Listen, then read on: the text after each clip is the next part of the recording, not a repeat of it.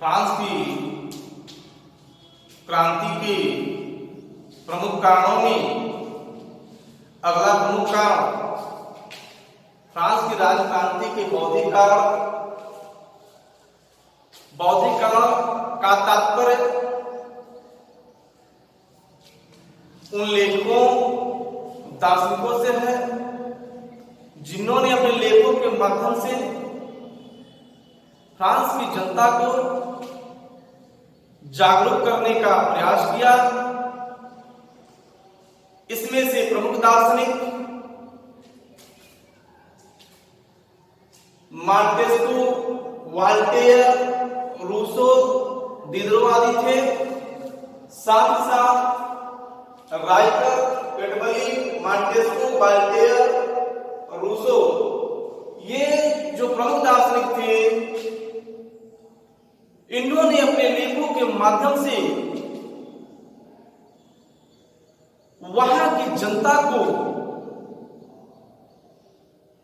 राजा या राजशाही व्यवस्था के विरुद्ध तैयार करने का, उनके अंदर जिज्ञासा जगाने का प्रयास किया। एक प्रसिद्ध दार्शनिक राइकर महोदय ने फारसी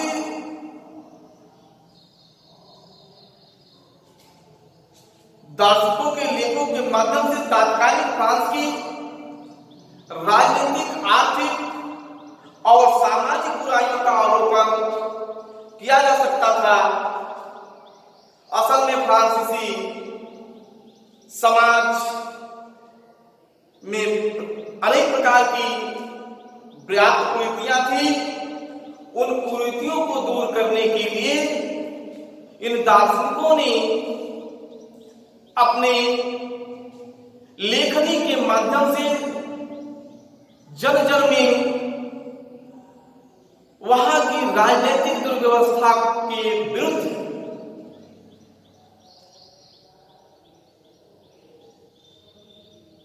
आगे आने के लिए प्रेरित किया। इसमें जैसे कि सामाजिक, आर्थिक,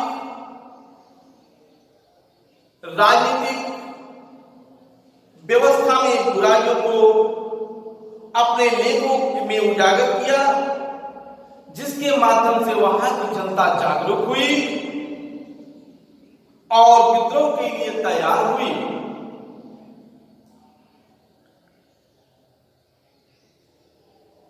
आपको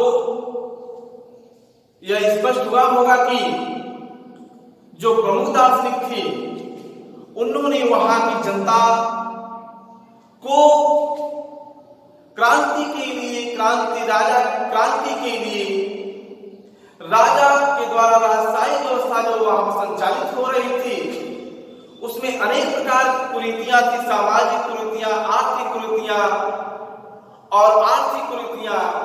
इन कुरीतियों को दूर करने के लिए इन्होंने जो है इन दार्शनिकों ने अपने लेखों के माध्यम से आगे आने के लिए प्रेरित किया। साथ ही साथ वहां की जनता इनके लेखों के माध्यम से जागरूक हुई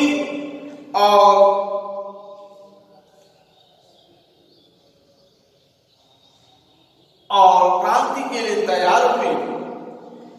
इन लेखों ने कभी क्रांति की बात तो नहीं की और इनका योगदान क्रांति कराने में नगण्य था। हाँ, यह सही है कि क्रांति हो जाने के बाद संविधान बनाते समय कुछ दार्शनिकों का उपयोग किया गया। जब वहां का संविधान बनाया जा रहा था तो वहां पर कुछ दार्शनिकों का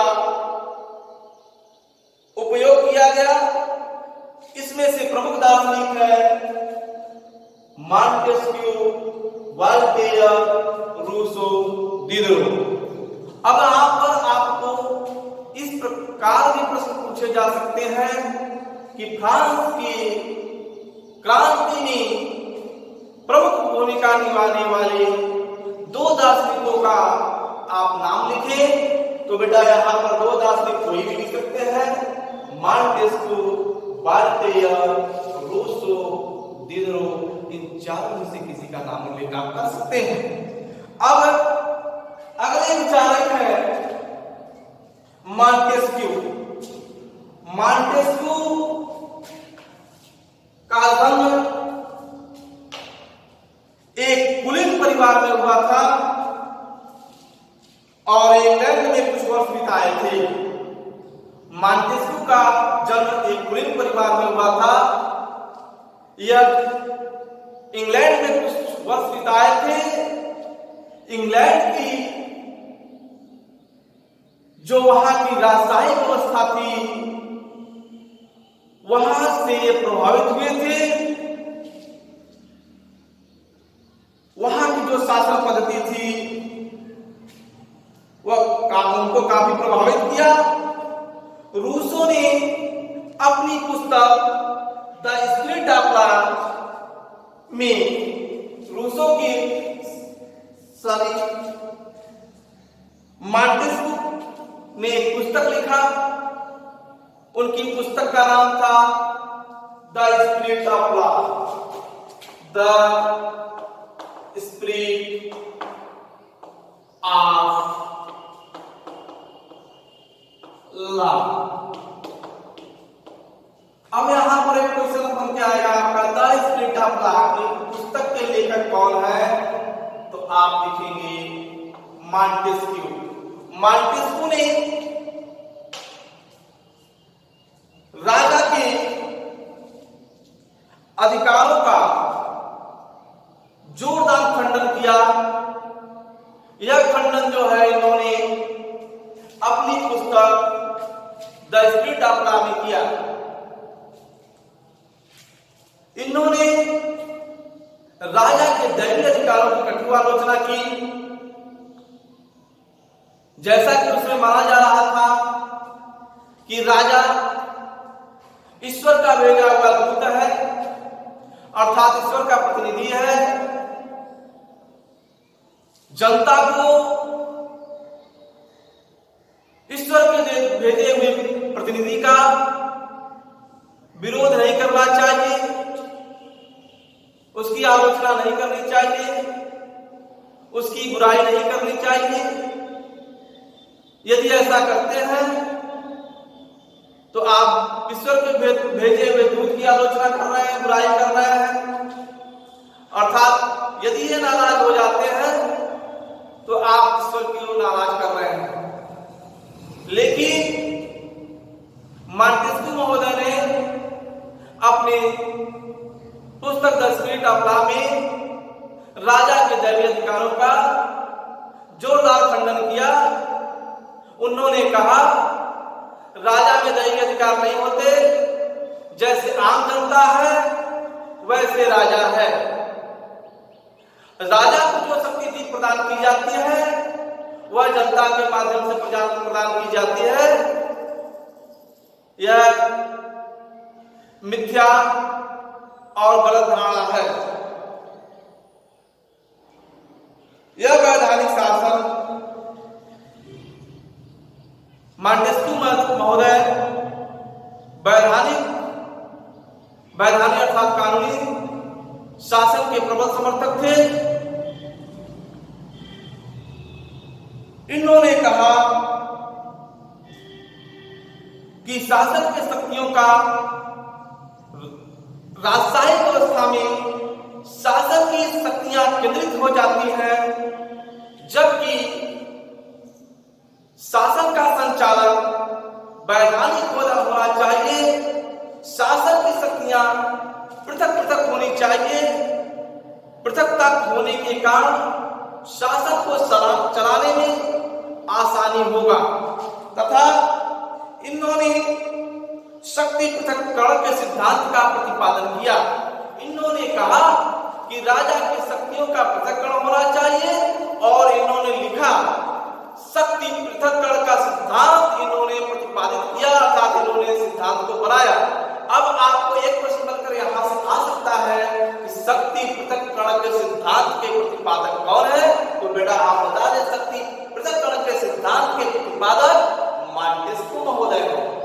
इन्होंने राजा के दैवीय अधिकारों का, अर्थात ऐसी धारणा थी राजा जो होता है दैवीय अधिकारों से युक्त होता है, अर्थात ईश्वर का प्रतिनिधि होता है, ईश्वर का भेजा हुआ दूत होता है।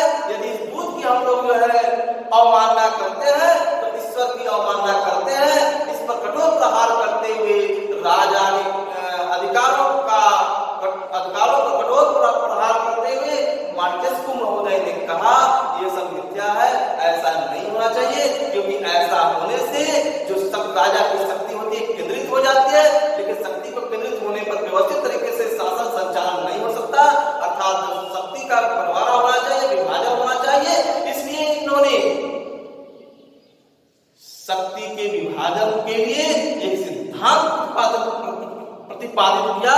वह सिद्धांत था शक्ति पृथक्करण का सिद्धांत। अर्थात बच्चों, यदि आएगा शक्ति पृथक्करण के सिद्धांत का प्रतिपादन किसने किया तो आप तुरंत लिखेंगे शक्ति पृथक्करण का सिद्धांत का प्रतिपादन फ्रांस के प्रसिद्ध दार्शनिक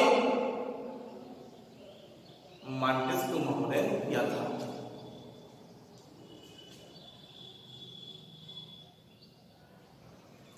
इनके अनुसार शासन के तीन प्रमुख अंग होने चाहिए। मॉन्टेस्क्यू महोदय ने कहा कि जो शासन के अंग है, शासन के जो अंग होने चाहिए वो तीन होने चाहिए: व्यवस्थापिका, कार्यपालिका और न्यायपालिका। ये शक्तियां अलग अलग लोगों के हाथों में होनी चाहिए। उसका विचार था कि फ्रांस में ये शक्तियां एक ही व्यक्ति अर्थात राजा के हाथ में केंद्रित है, इसलिए वहां की जनता को स्वतंत्रता प्राप्त नहीं है। इन्होंने कहा शक्तियों का विभाजन होना चाहिए, लेकिन ऐसा फ्रांस में नहीं है। फ्रांस में जो शक्तियां हैं, चाहे व्यवस्थापिका की शक्ति हो, चाहे कार्यपालिका की शक्ति हो, चाहे न्यायपालिका की शक्ति हो, तीनों शक्तियां राजा में निहित है, इसलिए वहां की जनता स्वतंत्र नहीं है। अब आगे जो है बौद्धिक काल में तीसरे विचारक है आपके वाल्टेयर महोदय। वाल्टेयर महोदय ने वहां की शासन पद्धति पर भी अपना लेखों के माध्यम से विचार प्रकट कर किया है, जो आगे हम आपको अपने बातों से समझाने का प्रयास करेंगे। जहां भी आपको समझ में नहीं आएगा, आप जो है उसको पुनः जो है आप विद्यालय को मैसेज करके, जिस माध्यम से आप इसका समाधान करना चाहेंगे, आप पूर्णतः समाधान करने का प्रयास विद्यालय के द्वारा किया जाएगा। अब अगले जो है दार्शनिक है वाल्टेयर महोदय। वाल्टेयर महोदय एक दक्ष तथा व्यंग्यात्मक पत्रकार थे। यह जनतंत्र में विश्वास नहीं रखते थे और चर्च से काफी चिड़े हुए थे। राजनीति के क्षेत्र में वाल्टेयर के विचारों को उदार या प्रजातांत्रिक नहीं माना जा सकता, क्योंकि उसे प्रजा की सुधार की शक्ति में कतई विश्वास नहीं था। आवश्यक सुधार के लिए वह राजा को ही उपयुक्त मानते थे। अर्थात अगले दार्शनिक के विरुद्ध इन्होंने बोला। वह प्रसा के राजा फेडरिक के प्रबुद्ध निरंकुश शासन को आदर्श मानता था। फिर उसने तत्कालीन अर्थव्यवस्था की विरुद्ध रचनाएं की। अगले दार्शनिक है रूसो। रूसो का जन्म एक साधारण परिवार में हुआ था। उनकी शिक्षा दीक्षा बहुत साधारण थी। वह बहुत लापरवाह एवं घुमक्कड़ प्रवृत्ति के व्यक्ति थे।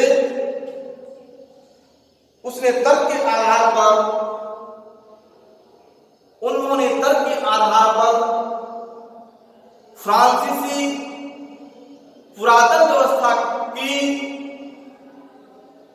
धज्जियों को उखेड़ दिया, धज्जी उड़ा दी, सब साधारण के मन में क्रांति की भावना भर दी तथा वहां की जनता के अंदर जागृति पैदा कर दी, क्रांति के लिए प्रेरित किया। इसलिए रूसों को क्रांति का अग्रदूत कहा जाता है।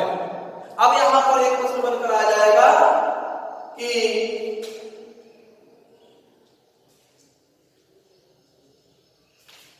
क्रांति का अग्रदूत किसे कहते हैं? क्रांति का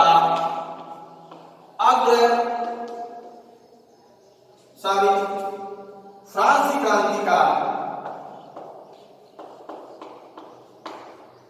फ्रांस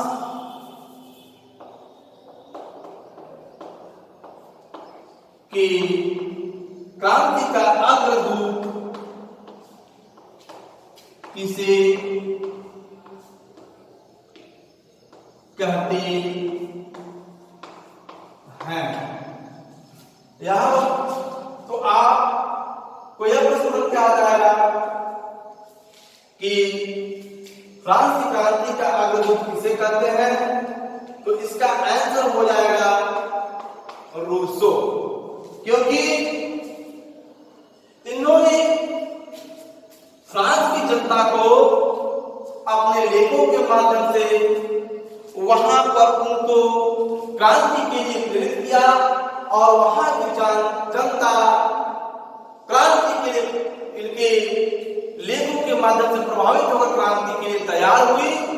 इसलिए कहा जाता है कि फ्रांसी क्रांति का अग्रदूत किसे माना गया? तो आप सीधे कहेंगे जो है रूसो।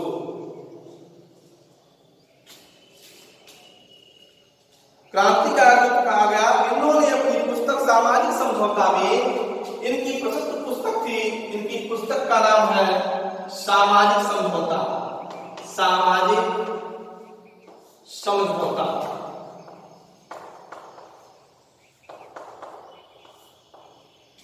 अब आपको एक नंबर में यहां भी आया सकता है कि सामाजिक समझौता नामक पुस्तक की रचना किसने की? तो आप बताएंगे रूसो महोदय ने। इसको अंग्रेजी में कहते हैं सोशल कॉन्ट्रैक्ट। सोशल कॉन्ट्रैक्ट के लेखक कौन है? तो रूसो महोदय जी को आप लिखेंगे। अब इन्होंने अपनी प्रसिद्ध पुस्तक सामाजिक समझौता में बताया मनुष्य प्राकृतिक अवस्था में अच्छा होता है। इनका मानना था कि मनुष्य प्राकृतिक अवस्था में, अर्थात जब वह प्राकृतिक अवस्था में था तो वह स्वतंत्र था, वह कहीं आ जा सकता था, उनके ऊपर किसी प्रकार का कानूनी व्यवस्था नहीं थी, वह पूर्णतः स्वतंत्र था। ऐसी अवमानना थी रूसो महोदय की कि मनुष्य जो है प्राकृतिक अवस्था में सबसे अच्छा था। मनुष्य विभिन्न प्रकार की सामाजिक रीतियां, कुरीतियां, प्रथाएं, परंपराएं, रीति रिवाज, अन्य प्रकार के सामाजिक विधानों में फंस जाता है, जकड़ जाता है और वह पूर्णतः जो है समुचित विकास नहीं कर पाता। इसलिए इन्होंने कहा मनुष्य का सबसे अच्छा समय प्राकृतिक अवस्था होता है। जिस प्रकार वह प्रकृति में स्वतंत्र रूप से विचरण करता है, ठीक उसी प्रकार मनुष्य को होना चाहिए। और बाद में सभ्यता संस्थाएं उसे घोषित करती हैं, अर्थात मनुष्य जो है सबसे स्वतंत्र जो है प्राकृतिक अवस्था में होता है, परंतु बाद में जो सामाजिक संस्थाएं हैं, सभ्यताएं हैं, उसे दूषित करती हैं। उसने बताया कि जनता ही सर्वोपरि है, सार्वभौम सत्ता जनता के हाथ में नहीं होती है, उसे सामान्य इच्छा कहा जाता है। अब यहां पर आपको एक क्वेश्चन आ सकता है, सामान्य इच्छा के प्रतिपादक कौन है, या सामान्य इच्छा का जनक किसे कहते हैं, या सामान्य इच्छा के शब्द को किसने संबोधित किया? तो आप रूसो कर सकते हैं। या सामान्य इच्छा का क्या तात्पर्य है? तो आप लिखेंगे जनता ही सर्वोपरि है, सार्वभौम है, सारी शक्ति जनता के हाथ में निहित है, इसे ही सामान्य इच्छा कहा जाता है। उनका कहना था कि राज्य के कानून इसी सामान्य इच्छा की अभिव्यक्ति होनी चाहिए, लेकिन कानून का स्वरूप ऐसा नहीं रह गया है, बल्कि यह शासक की इच्छा पर निर्भर रहने लगा है। यह हो गया आपका जो है। अब राज्य की क्रांति के बौद्धिक काल के संदर्भ में दार्शनिकों के विचार पर प्रकाश डाला जा रहा है। यहाँ पर जो भी आपको समस्या आती हो आप कमेंट करके अवश्य पूछिए। जैसे मैं जो है थोड़ा आपको जो है राइटर के संबंध में बताया, वाल्टेयर के संबंध में बताया, ये दार्शनिक है, इनका विचार आपको समझा दिया गया, मॉन्टेस्क्यू को बताया गया, रूसो को बताया गया। अब जो है अन्य दार्शनिक में देखिए, अन्य दार्शनिक में दिदरो महोदय का उल्लेख किया गया है। दिदरो ने क्या कहा है? इसके अलावा कुछ और लेखक थे जिन्होंने फ्रांस की कुरीतियों की तरफ लोगों का ध्यान आकर्षित कराया। दिदरो ने ज्ञानकोश का संपादन किया। अब ज्ञानकोश का संपादन किसने किया? तो आप कहेंगे दिदरो। ये क्वेश्चन यहां से मन करके आ सकते हैं कि ज्ञानकोश का संपादन किसने किया? तो आप लिखेंगे प्रसिद्ध दार्शनिक दिदरो ने ज्ञानकोश का संपादन किया।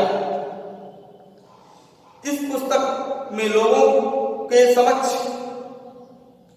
ज्ञान के विभिन्न पहलुओं के तर्क के आधार पर आलोचनात्मक लेख छपे। इसके अलावा राजतंत्र की निरंकुशता और स्वेच्छाचारिता, चर्च की भ्रष्ट सामंत पद्धति तथा सामाजिक असमानताएं तथा शासन में व्याप्त भ्रष्टाचार तथा कानून इत्यादि पर कई लेख लिखे गए। इन लेखों ने जनता को नए दृष्टिकोण की ओर सोचने पर मजबूर किया, जिससे फ्रांसीसी सरकार घबरा गई और विद्रोह को परेशान करने लगी। अर्थात कहने का तात्पर्य संक्षेप में यह बच्चों कि अब आपको यदि ऐसा कुछ बनकर आता है कि फ्रांस की क्रांति के बौद्धिक कारण क्या है, तो आप सीधा जान लीजिए फ्रांस की जो राज्य क्रांति थी ऐसी क्रांति थी जिसमें वहां की जनता को किसी भी प्रकार का अधिकार नहीं था। वह उपेक्षित थे, शोषित थे, दबे हुए थे, उनको भरपेट भोजन भी नहीं प्राप्त हो पाता था। वहां की सामाजिक आर्थिक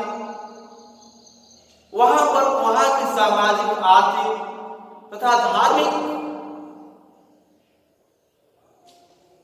समस्याओं को देखकर वहां के प्रसिद्ध कुछ दार्शनिकों ने राजा के विरुद्ध आवाज बुलंद की तथा राजा के अधिकारों की अपने लेखों के माध्यम से, अपने पत्र पत्रिकाओं के माध्यम से वहां की जनता को जागृत करने का प्रयास किया तथा राजा के जो अधिकार निहित थे उसको उन्होंने तुच्छ बताया, केंद्रित बताया कि सारी शक्तियां एक ही व्यक्ति के हाथ में होने से वहां की जनमानस पूर्णतः स्वतंत्र नहीं है।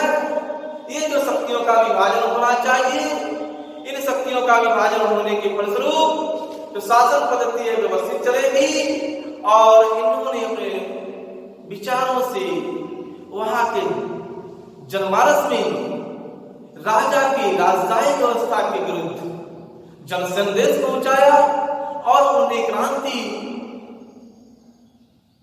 को करने के लिए या क्रांति करने के लिए उनके अंदर स्फूर्ति लाई, अर्थात उनके अंदर जिज्ञासा, लालसा, उत्कंठा जगाई, जिसके कारण फ्रांस की क्रांति में इन प्रमुख दार्शनिकों का, इन प्रमुख विचारकों का भी महत्वपूर्ण योगदान रहा है और साथ ही साथ इनका एक क्रांति की आगे ले जाने में या क्रांति को कराने में महत्वपूर्ण योगदान दिया है। कुछ दार्शनिकों को यहां तक कह दिया गया कि ये फ्रांसीसी क्रांति के अग्रदूत हैं। तो इन दार्शनिकों के सहयोग के कारण ही फ्रांस की क्रांति को एक बल मिला। अब जो है इसके आगे घटनाएं का परिचर्चा अगले क्लास में किया जाएगा। साथ ही साथ आप लोग नोट्स करते रहे। नोट्स करने के लिए आप राजीव प्रकाशन की किताब खरीद लें, उसमें सारे प्रश्नों के आंसर दिए हुए हैं। साथ ही साथ आपको जो न समझ में आता हो हमारे लेक्चर के माध्यम से समझे और कमेंट करके पूछें।